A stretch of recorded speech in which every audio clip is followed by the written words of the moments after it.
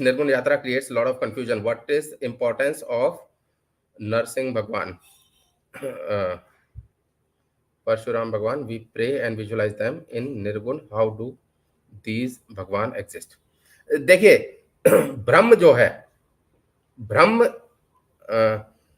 भगवान, अवतार, ब्रह्म, भगवान, ये जो है ये अलग है, बट सबके अंदर ब्रह्म तो एक ही है ना. जो ब्रह्म मेरे अंदर है वही ब्रह्म आपके अंदर है.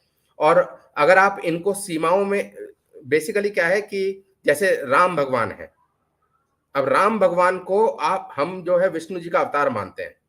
हम विष्णु जी का अवतार मानते हैं तो एक एक आत्मा की यात्रा जो है, एक अवतार जो है वो उनका अवतार, उनका मेटेरियलिस्टिक फॉर्म है. और मेटेरियलिस्टिक फॉर्म जो है वो बदलती रहती है. जैसे आटे को मैंने लिया, उस आटे से मैंने पूड़ी बना दी, है ना. या मिट्टी को मैंने लिया, उस मिट्टी से मैंने मटका बना दिया. फिर वो मटका टूट गया, वो दोबारा से मिट्टी हो गया, उसी मिट्टी से मैंने मटके की जगह सुराही बना दी. तो जो सुराही है, जो मटका है और जो मिट्टी है, इन तीनों में से सुराही और मटके की अपनी कोई एग्जिस्टेंस नहीं है. मिट्टी की अपनी एग्जिस्टेंस है. सुराही और मटका ये जो है इसको हम देख पाते हैं, इसलिए इसके जरिए हम मिट्टी को आसानी से समझ सकते हैं केवल. तो बस इतना सा है निर्गुण. निर्गुण जो है वो वही मेन है.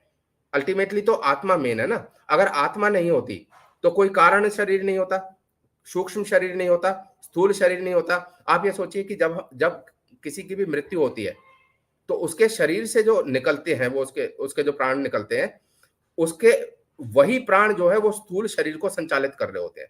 वही प्राण स्थूल शरीर को चला रहे होते हैं. तो ऐसी कौन सी चीज है जो स्थूल शरीर को चला रही है, जिसके कारण स्थूल शरीर जो है हाथ कट जाएगा कोई प्रॉब्लम नहीं है, पैर कट जाएगा कोई प्रॉब्लम नहीं है, लेकिन वो जो चीज है उसके बिना इस इंसान की एग्जिस्टेंस खत्म हो गई. तो ये सगुण से निर्गुण की यात्रा है. अब कौन इस यात्रा में कितना दूर तक जा सकता है? जैसे भक्ति में आप भगवान की भक्ति कर रहे हैं.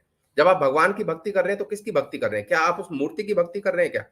जो मंदिर में जो मूर्ति रखी है आपके सामने, नहीं कर रहे ना. उस मूर्ति के पीछे आप भगवान को विजुअलाइज कर रहे हैं.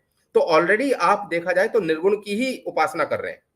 अगर आप सगुण की उपासना कर रहे होते तो केवल आप उस मूर्ति तक सीमित होते, और आपके हिसाब से भगवान जो है वो उस मूर्ति के अलावा दूसरी मूर्ति में नहीं होते. क्योंकि अगर इसी मूर्ति में भगवान है तो फिर दूसरी मूर्ति में क्यों नहीं है?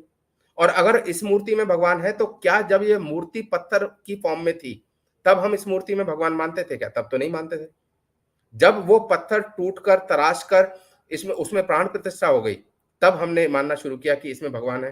तो देखा जाए तो उस पत्थर, उस मूर्ति के पीछे का जो निर्गुण भगवान है, हम उपासना अभी भी उसकी कर रहे हैं. लेकिन साधारण व्यक्ति को, साधारण मनुष्य को अपने दिमाग में जब हम मेडिटेशन भी करते हैं तो कोई ना कोई फॉर्म चाहिए. हमें कोई ना कोई फॉर्म चाहिए. अगर वो फॉर्म हमें दिख जाएगी तो हमारे लिए उस निर्गुण निर्गुण की उपासना करना आसान होगा. तो मेरे ख्याल से इसलिए ये जो माया है, मायावाद है, जो जगत का जो मायावाद है, वो इसलिए है ताकि इस मायावाद के जरिए हम निर्गुण को पहचान सकें, ब्रह्म को.